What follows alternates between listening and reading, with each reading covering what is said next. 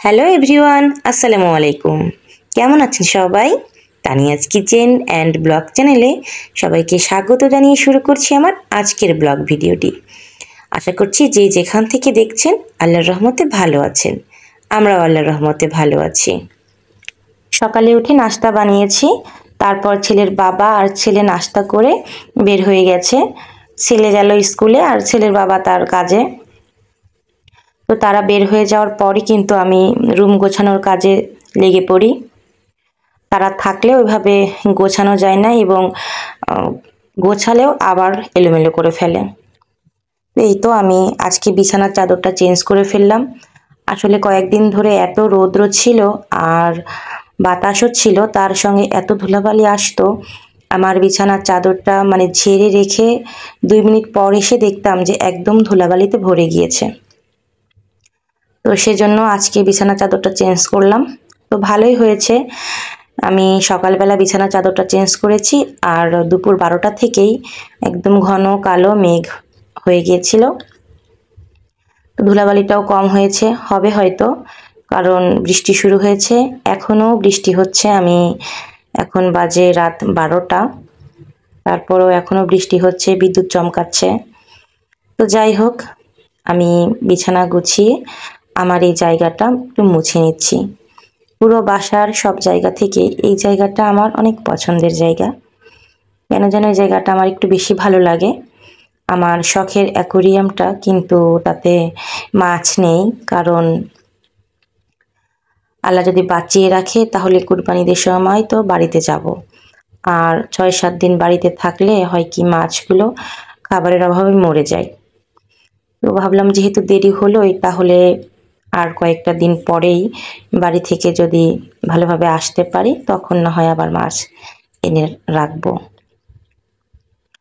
তো সেজন্য অ্যাকোরিয়ামটা খালি পড়ে আছে। আর এটা হচ্ছে আমার অনেক শখের মাটির হারিকেন। আমি খুব যত্ন করি এবং কয়েকদিন পরপরই মুছে রাখি। আসলে যে কোনো শখের জিনিস অনেক যত্ন করে মানুষ রাখে, আমিও তার ব্যতিক্রম নয়। আর মানি প্লান্ট গাছগুলো বেশ ঝোপালো হয়েছে, আমার কাছে তো খুবই ভালো লাগে। পাতাগুলো মুছে দিই, কয়েকদিন পর পর পানি বদল করে দেই। আসলে আজকে রান্নার যে প্ল্যান ছিল সেটা বাতিল হয়েছে। আমি সব সময় আগের দিন রাতে একটু চিন্তা ভাবনা করে রাখি যে আগামীকাল কি রান্না হবে। তো আজকে যেটা ভেবে রেখেছিলাম, কিন্তু হঠাৎ করে বৃষ্টির আবির্ভাব দেখে আমাদের রেসিপিটা চেঞ্জ হয়ে গেছে। তো ইনশাল্লাহ দেখতে পাবেন আমি কি করি। হঠাৎ করেই মোছামুছি শেষ করতে করতেই দেখি আমার একটা পার্সেল এসেছে। আমি অনলাইনে অর্ডার করেছিলাম। তো অনেকে অনেক কিছু অর্ডার করে, আমিও করি মাঝে মাঝে, যেটা প্রয়োজন হয় বা ভালো লাগে, তবে খুব কম অনলাইন থেকে আনা হয়।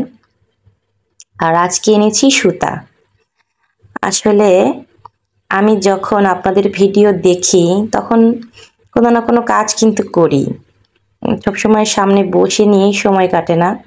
দেখি আর বিভিন্ন কাজ করি, তার মধ্যে এইটাও একটা কাজ। আমি বিভিন্ন কুশি কাটার জিনিসপত্র বানাই আমার ঘরের জন্য। তো আসলে হয়েছে কি, আমি অর্ডার করেছিলাম সুতাগুলো, এখানে 2 কেজি সুতা আছে। একটা কাটা অর্ডার করেছিলাম যে আমার কাজিন চেয়েছিল, কিন্তু আমি এত চেপে চেপে দেখলাম কোথাও কোনো কাটা নেই। আমি খুব ভালোভাবে খুঁজেছি যে কাটাগুলো আছে কিনা, হয়তো আপু দিতে ভুলে গেছে। পরে ফোনে জানালাম, তো আপু বলল যে আমি ভুলে গেছি, পরবর্তীতে আপনি একটা কাটা আমার কাছ থেকে নিয়ে নেবেন অন্য কোনো সুতা নেওয়ার সময়, এই আর কি। তো সুতাগুলো রেখে দিলাম। সুতাগুলো রেখে বললাম না যে একটা রান্নার প্ল্যান ছিল একরকম, তো বাইরে দেখি একদম অন্ধকার হয়ে গেছে, অনেকক্ষণ আগে থেকেই দেখছি, আর এর মধ্যে বৃষ্টি শুরু হয়ে গেছে। আর এটা হচ্ছে যখন অল্প বৃষ্টি থাকে সেই সময়টার অবস্থা দেখছেন, যে ছাতা মাথায় করে সবাই যাচ্ছে। তো পরবর্তীতে কিন্তু আরও বৃষ্টির পরিমাণ বেড়ে গিয়েছিল, একদম মুষলধারে বৃষ্টি হয়েছিল। আর আমার গাছগুলো একদম ভিজে, খুব ভালো লাগছিল ওদের হয়তো, কারণ অনেক দিন বৃষ্টির পানি পায় না, আর গাছের তো অনেক পছন্দ বৃষ্টির পানি। আলহামদুলিল্লাহ, রহমতের বৃষ্টি শুরু হয়েছে। সেই দুপুর 12টা থেকে শুরু হয়েছে আর এখন অনেক রাত 12টা প্রায়। হয়তো আপনারা শুনতে পাচ্ছেন যে রিমঝিম ঝিমঝিম বৃষ্টির শব্দ। আমার তো বৃষ্টি খুব ভালো লাগে। তো সবচেয়ে বড় কথা যে আবহাওয়াটা ঠান্ডা হয়েছে। যে গরম ছিল সেই গরম থেকে আমরা একটু রেহাই পেয়েছি। আল্লাহর কাছে অশেষ অশেষ রহমত। তো যাই হোক, আমি কিন্তু এখন চুলাটা মুছে রান্না শুরু করব। এই যে এখন চুলা মুছে নিচ্ছি। আর ইনফ্রারেড চুলাটা তো ঠান্ডা না হলে পরিষ্কার করা যায় না, গ্লাসটা ফেটে যেতে পারে। এই জন্য ঠান্ডা হওয়ার অপেক্ষায় করতে করতে একটু লেট হয়ে যায় এই আর কি। পরিষ্কার করে আমি রান্না বসিয়ে দিব। আজকে যেহেতু একটু ঠান্ডা পড়েছে তাই ভাবলাম যে একটু মুরগি রান্না করি। আর ওর বাবা বলে গিয়েছে যে ফোন করে আমাকে বলেছে যে মুরগিটা একটু ঝোল ঝোল করে রান্না করো, আর তুমি যে মশলাটা দাও সেটা দিও। আমি এক এক সময় এক এক রকম করে রান্না করি, আসলে একঘেয়েমি রান্না খেতে কিন্তু ভালো লাগে না। তো এই যে এই মশলাটার কথাই সে বলেছিল, 2টা দারচিনি, এলাচ একটু ভেজে নিয়ে তার মধ্যে কয়েকটা জিরা দিয়ে একটু ভেজে লাল লাল হয়ে গেলে আমি একটা গরম জায়গায় রেখে দিই। রেখে এটা পাটাই হোক বা যেভাবে হোক বেটে আমি ছাঁচনায় বাটি বেশি, একদম রান্নার শেষে এই মশলার গুঁড়াটা দিয়ে দিই। তাহলে বেশ ভালো একটা ফ্লেভার আসে এবং খেতে খুব ভালো লাগে। তো আমি তেল দিয়ে দিয়েছি কড়াইয়ে, আর একটু আদা বাটা, রসুন বাটা, জিরা বাটা তো দিব না, গুঁড়া দিব, রসুন বাটা আর মরিচের গুঁড়া দিয়ে দিলাম। একটু বেশিই দিব কারণ আজকের মুরগির পরিমাণটা একটু বেশি, মাংসের পরিমাণ। হলুদের গুঁড়া, সব কিছু দিয়ে মশলাটাকে খুব ভালোভাবে কষিয়ে নিব। আসলে মশলা যত ভালোভাবে কষানো হবে রান্নাটা কিন্তু খেতে ততই মজা হবে। আর যেহেতু ব্রয়লার মুরগির মাংস একটু ভালোভাবে কষিয়ে না নিলে খেতে ভালো লাগবে না। আরও বলেছে একটু ঝোল ঝোল খাবে। আসলে সবসময় একই রকম ভুনা খেতে হয়তো ভালো নাও লাগতে পারে, সেজন্য আগে থেকে মশলাটাকে ভালো করে কষিয়ে নিব। আর কয়েকটা দারচিনি এবং এলাচ আমি এখন দিয়ে দিব।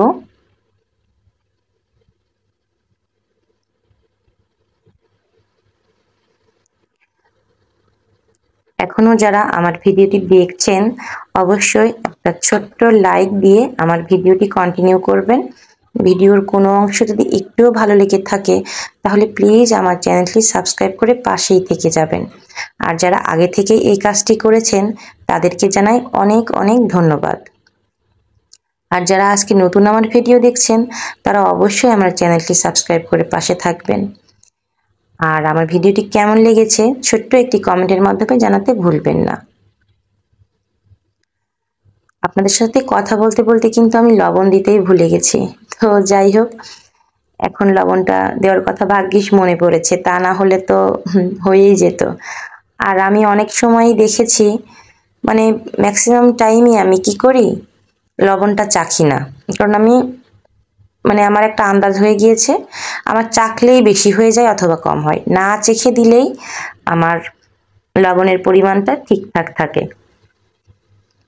সেদিন হয়েছে কি, আমি কি একটা উশি ভাজি করতে গেছি, কখনো চাখি না, একটু চেখেছি যে দেখি কেমন হয়েছে, অল্প জিনিস চেখে দেখি যে লবণ কম, অথচ খাওয়ার সময় লবণ এত বেশি হয়ে গিয়েছিল তা বলার মতো না। তো যাই হোক, আমি এ পাশ থেকে কিন্তু মুরগিটা কষাচ্ছি আর এ পাশে সেই বাটনাটা বেটে নিচ্ছি আমার ছাঁচনায়। এত ভাবছি যে কাঠের একটা ছাঁচনা কিনবো, আসলে ওইভাবে খেয়াল থাকে না। আর যেহেতু একটা আছে, কাজ চলে যাচ্ছে, সেই জন্য মনে হয় আর খেয়াল থাকে না। যাই হোক, আমি খুব ভালোভাবে কষিয়ে নিলাম। আমি কিন্তু প্রথমবারে একটুও পানি দেইনি, এখন একটু ঝোলের পানি দিয়ে দিলাম। বাইরে কিন্তু ঝুম বৃষ্টি হচ্ছে, রান্নার সময়ও হয়েছে, আবার এখন এই যে মেঘ ডাকছে, খুব ভালো লাগছে। তো আমার মুরগির মাংসটা কিন্তু রান্না হয়ে গিয়েছে। এ পর্যায়ে আমি যে ভেজে রেখেছিলাম মশলাটা, সেটা গুঁড়া করে রেখেছি, সেইটা দিয়ে দিলাম। দিয়ে চুলাটা অফ করে চুলার উপর রেখে দিব। আসলে বৃষ্টির দিনে শুধু এটা সেটা খেতে ইচ্ছা করে। ছোটবেলায় আম্মু কত পিঠা বানাইছে, কিন্তু আমি সন্ধ্যার থেকে ভেবেছি যে একটু পিঠা বানাবো, কিন্তু সুতা এনে দিয়েছে, তো আমি তো সুতা নিয়েই বসতে হবে। সুতা নিয়েই বসেছিলাম, ওইভাবে করে আর কোনো নাস্তা বানাইনি। তাই ওর বাবা একটু নান আর কাবাব নিয়ে এসেছে। কাবাব বললে ভুল হবে, এটা যে কি বলে আমার ঠিক এই মুহূর্তে মনে আসছে না, সরি, চাপ। চাপ, হ্যাঁ এটা চাপ। বলেছিল আমাকে নাস্তা বানানোর জন্য, কিন্তু বললাম না যে সুতা এনেছে, আমার তো আর তর্স হয়েছে না। আমি নতুন কোন জিনিসটা বানাবো সেগুলোই বানানোর জন্য বসে পড়েছিলাম। তো বাবা নিয়ে এসেছে সন্ধ্যার পরেই, একবারে রাতের খাবার হয়ে যাবে। তো এই ছিল আজকে সারা দিনের আমাদের কাজকর্ম ব্লগ ভিডিও। কেমন লেগেছে সবাই অবশ্যই একটা ছোট্ট কমেন্টের মাধ্যমে জানাবেন। পরবর্তী ভিডিও দেখার আমন্ত্রণ জানিয়ে আজকের মতো এখানেই বিদায় নিচ্ছি। সবাই ভালো থাকবেন, সবাই সবার পাশে থাকবেন, আমাদের জন্য সবাই দোয়া করবেন। আল্লাহ হাফেজ।